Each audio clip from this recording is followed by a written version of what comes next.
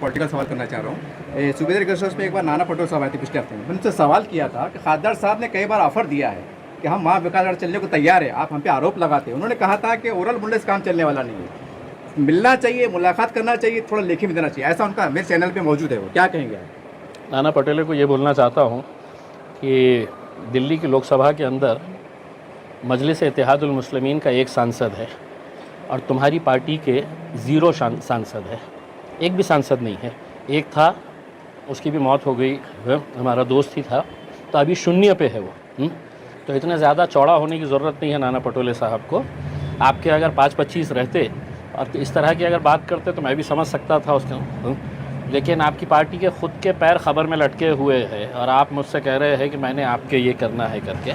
मैं आपको इस वजह से ये दिया था, ये जो बार बार आप जो कहते हैं कि मजलिस इसकी बी टीम है, उसकी बी टीम है करके, अपना कांग्रेस जब शिवसेना के साथ चले जाती है तो नाना पटोले साहब से मैं ये सवाल करना चाह रहा हूँ कि क्या आप में इतनी हिम्मत है क्या कि उद्धव ठाकरे से ये सवाल करे कि तुमने विधानसभा के अंदर जब खड़े रहकर ये बोला था कि बाबरी मस्जिद को हमने शहीद किया है, तब शायद नाना पटोले साहब तालियां बजा रहे थे विधानसभा के अंदर बैठ के उसमें। तो हमारा ये कहना है कि देखिए, इलेक्शन आ रहे हैं, अब सबको समझ में आ गया है कि सुबह कौन कहाँ पे रहता है, फिर दोपहर में कहाँ रहता है और रात में सोने से पहले कौन सी पार्टी ज्वाइन कर लेता है करके। अब ये हालत हो गई है राजनीति की। हम जहाँ पे थे वहाँ पर डट के खड़े हैं, कोई आए या ना आए, पूरा डट के है तो आगे लड़ा जाएगा। सर, आने वाले वक्तों में महाराष्ट्र ये देखेगा कि आप जिम्मेदार है, अध्यक्ष है महाराष्ट्र के एनडीए के अंदर आपकी मौजूदगी रहेंगी, एमआईएम की रहेगी ना उसके अंदर। मैं आपको बता रहा हूँ ना कि आप 150 साल पुरानी कांग्रेस पार्टी है। महाराष्ट्र से उनके कितने एमपी है मैं बताया आपको? 0।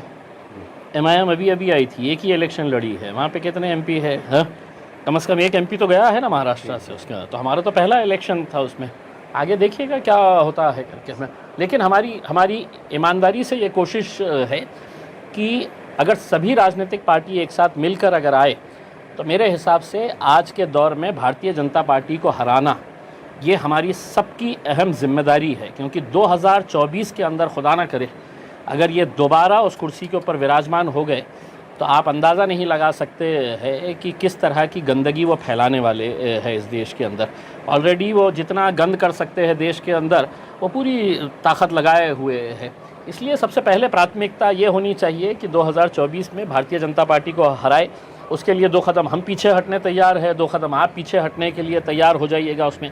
लेकिन अहंकार की अगर बात करेंगे कि तुम आओ और मेरे पेट में मुंडी डालो करके उसमें, तो ना ये इम्तियाज़ जलील ने सीखा है, ना असद अवैसी साहब ने मुझको ये सिखाया है। सर, आखिरी सवाल ये है कि फिर शिवसेना एक फिरका परस्त चेहरा मानी जाती थी, वो इंडिया गठबंधन में आने के बाद सेकुलर बन जाती है और एमआईएम को जो तो इतना फिरका परस्त करार दिया जाता है। पता नहीं पाता आपने ऐसा कौन सा गुनाह किया है?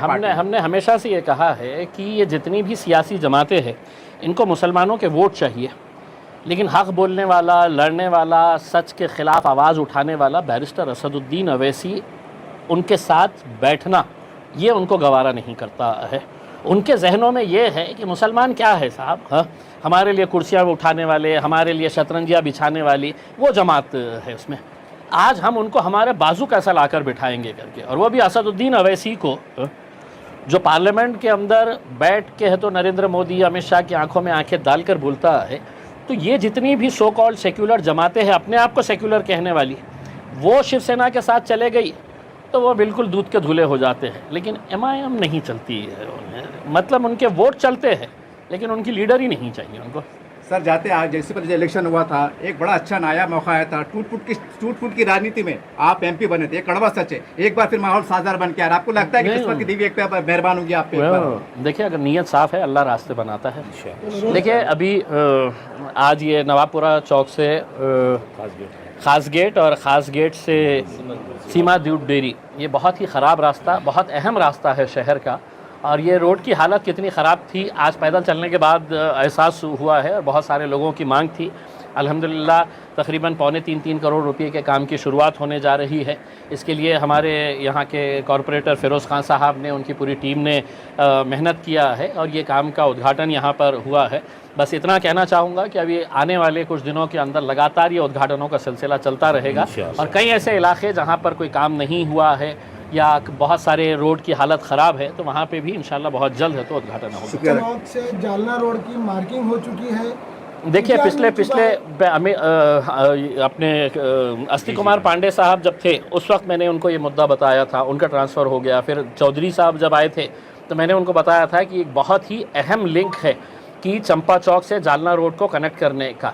अगर ये रोड को हम कनेक्ट कर लेते हैं तो जालना रोड की पब्लिक जो आज कलेक्टर ऑफिस आती है, डिविजनल कमिश्नर ऑफिस आती है, रजिस्ट्री ऑफिस के अंदर आती है, तो वो लोग मुश्किल से 5 से 7 मिनट के अंदर है तो आपको सीधा यहाँ पे पहुँच सकते हैं। तो बहुत बड़ा एक काम है। तो इसके लिए अभी जो कमिश्नर साहब आए हुए हैं उनके कान पे भी हमने ये बात डाले है और इंशाल्लाह मैं पूरी कोशिश करूँगा कि जल्द से जल्द हमने ये रास्ते को अगर खोल देते हैं तो ये शहर के लिए भी बहुत बड़ा एक डेवलपमेंट का काम है। हालांकि इंजीनियरिंग देखने को मिल रही है, एक रोड नीचे एक रोड ऊपर कटकर गेट के सामने का, तो वो किस 2 दिन में हो जाएंगे। नहीं, मुझे पता नहीं है। अगर मतलब ऐसा कुछ अगर है, देखिए ये पैसा जो है वो पब्लिक का पैसा होता है। आज ये भले ही फिरोज साहब के वार्ड के अंदर काम हो रहा है, लेकिन अगर आप काम के क्वालिटी से मुतमईन नहीं है तो आप बिल्कुल शिकायत कर सकते हैं। मैंने कलेक्टर को लिख कर दिया हूँ कि इम्तियाज़ जलील के फ़ंड से जितने भी काम होंगे लिख कर दिया हुआ हूँ। पहला खासदार होगा शायद मेरे हिसाब से जो लिख कर दिया हूँ कि इसकी क्वालिटी चेक करने की जिम्मेदारी कलेक्टर तुम्हारे ऊपर है करके। कल किसी ने मुझ पे ये उंगली नहीं उठाना कि साहब तुम्हारा रोड जो था वो बोगस बना था, उसमें मिलावट थी, बराबर नहीं बना है करके। तो मैंने लिख कर दिया हुआ हूँ उसमें। तो अगर आप जैसा बता रहे हैं कोई रोड के ऊपर नीचे अगर हुआ है तो एक आम नागरिक की हैसियत से भी लोगों ने, चाहे वो मेरा फ़ंड हो, इनका फ़ंड हो, किसी का भी फ़ंड हो, उसके अंदर आपको बिल्कुल पूरा इख्तियार है कि आप लिखित के अंदर शिकायत दें कि ये रोड बराबर से नहीं बना है, उसके ऊपर इंक्वायरी करवाई जाए। अल्लाह ताला का बड़ा शुक्र व करम है। खासदार इम्तियाज़ जलील साहब के आज जो रोड का 3 कोटी के रोड का जो ओपनिंग हुआ है, नवापुरा चौरस्ते से खासगेट से सीमा दुर्गर, ये रोड की हालत बहुत ख़राब थी और बहुत दिनों से मैं कमिश्नर साहब के पीछे लगा हुआ था। खासदार साहब ने भी कई बार उसकी नुमाइंदगी की है, तो मैं शुक्रिया अदा करता हूँ। खासदार साहब ने अपना इतनी तबीयत ख़राब होने के बाद भी, 4 दिन से बीमार होने के बाद भी शॉर्ट टाइम में आया, ओपनिंग किया। मैं सबका शुक्रिया अदा करता हूँ। सर एक आपसे आप साहब ने तारीफ करे कि आप फंड डाल लेते हैं, साहब ये कला कहाँ से सीखे आप, तो बताइए। ये कला असल में, ये कला मेरे में पुरानी है। अल्हम्दुलिल्लाह मुझे मालूम है कारपोरेशन में कहाँ से पैसे, कैसे पैसे आते हैं। इसके लिए मुझे कि ये इसकी चीज़ के लिए हार्ड नहीं जाता।